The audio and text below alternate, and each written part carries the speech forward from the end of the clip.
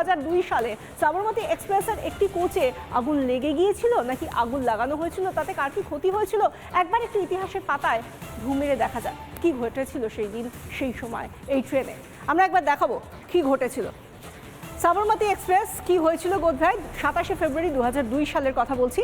গুজরাটে গোধরায় ট্রেনে আগুন, যে কথা বলছিলাম আগুন ধরে যাওয়াটা একটা বিষয়, কিন্তু সেই আগুন ধরে গিয়েছিল না ধরিয়ে দেওয়া হয়েছিল। একদল দুষ্কৃতী ট্রেনে আগুন দেয়। সাবরমতী এক্সপ্রেসের S6 কোচে আগুন দেওয়া হয় এবং তারপর কি হয়, কামরায় কয়েকশো করসেবক ছিলেন, তীর্থযাত্রীরা ছিলেন, তারা অযোধ্যায় যাচ্ছিলেন। ছিলেন হিন্দু তীর্থযাত্রীরা, যারা করসেবক ছাড়াও অন্যান্য তীর্থযাত্রী তারাও ছিলেন। অযোধ্যা থেকে আসছিলেন তারা। অযোধ্যা থেকে যখন আসছিলেন সেই সময় এই ঘটনা ঘটে, আগুন লাগিয়ে দেওয়া হয় S6 কামরায়। ঘটনায় 59 জনের মৃত্যু হয়, একসঙ্গে দগ্ধ হয়ে যান, জীবন্ত দগ্ধ হয়ে যান 59 জন করসেবক। আর সেই ঘটনা এতদিন ধরে যাকে বলা হতো নিছক দুর্ঘটনা, সেই দুর্ঘটনার আসল পর্দাটা সরিয়ে সেখানে কি ঘটেছিল, কারা করেছিল, সেই ঘটনাটা যারা চাক্ষুষ করেছিলেন তাদের কথা অনুযায়ী সেই ছবিটা যখন বানানো হয়েছে তখন কেন এত আপত্তি এই ছবি স্ক্রিনিংয়ে। JNU-এ যদি এই ছবি না চলে তাহলে কি গোটা দেশ থেকে এই ছবি মুছে দেওয়া যাবে অনির্বাণ? নিশ্চিতভাবে যাবে না বিশাখা।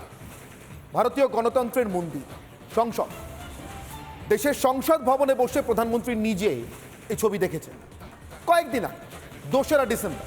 প্রধানমন্ত্রীর অফিস সূত্রে পাওয়া সেই ভিডিও আমরা দেখছি। প্রধানমন্ত্রী নিজে তখন গুজরাটের মুখ্যমন্ত্রী ছিলেন, প্রধানমন্ত্রী নরেন্দ্র মোদী। তিনি মুখ্যমন্ত্রী হিসেবে তার সঙ্গেই রয়েছেন আমরা দেখতে পাচ্ছি অমিত শাহ, দেশের স্বরাষ্ট্রমন্ত্রী রয়েছেন JP নাড্ডা, বিজেপির সর্বভারতীয় সভাপতি, এবং অবশ্যই দেশের ক্যাবিনেটের সদস্য রয়েছেন নীতিন গডকরি, রাজনাথ সিং, সবাই মিলে বসে দেখেছেন সংসদ ভবনে। সংসদের ভিতরে ছবির স্পেশাল স্ক্রিনিং বা বিশেষ স্ক্রিনিংয়ের ব্যবস্থা করা হয়।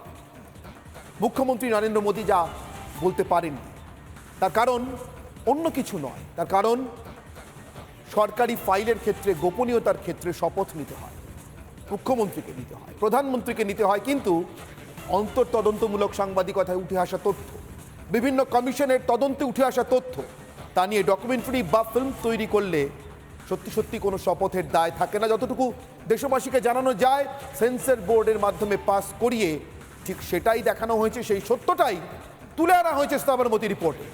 গুজরাটে সেদিনের মুখ্যমন্ত্রী নরেন্দ্র মোদী, যাকে বারবার নিশানা করেছেন সোনিয়া গান্ধী, মদ কা সওদাগর বলেছেন, আজ তাদের সেই নিশানার আসল রহস্যটা জানা যাবে, তাদের আসল চক্রান্তটা জানা যাবে।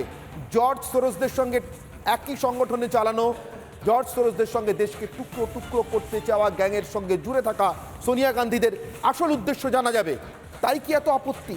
তাই JNU-তে এই ছবি স্ক্রিনিংয়ের সময় হামলা চলল, যে ছবি সংসদে নিশ্চিন্তে দেখানো যায়, ভারতীয় গণতন্ত্রের মন্দিরে যা দেখানো যায় তা JNU-তে কেন দেখানো যায় না বিশাখা? একদমই তাই। এবং যে ছবিগুলো তুমি দেখাচ্ছিলে এই ছবিগুলো স্বাভাবিকভাবে একটা ছবি যখন রিলিজ করে কে দেখবেন, কোথায় দেখবেন, সেটা একান্তভাবেই একটা গণতন্ত্রপ্রিয় দেশে বা গণতান্ত্রিক রাষ্ট্রে এটা মানুষের বিচারাধীন বিষয় হওয়া উচিত। সেখানে যদি কুঠারাঘাত করা হয় তাহলে এটা সত্যিই প্রশ্ন করতে হয় যে কি ঢাকতে, কোন সত্যি লুকোতে এই চেষ্টা করা হয়। নানা ধরনের কন্টেন্ট দেখার জন্য লাইক করুন, শেয়ার করুন আমাদের ফেসবুক পেজ, সাবস্ক্রাইব করুন আমাদের ইউটিউব চ্যানেল। পাশাপাশি অন্যান্য ব্রেকিং নিউজের জন্য অবশ্যই চোখ রাখুন রিপাবলিক বাংলায়।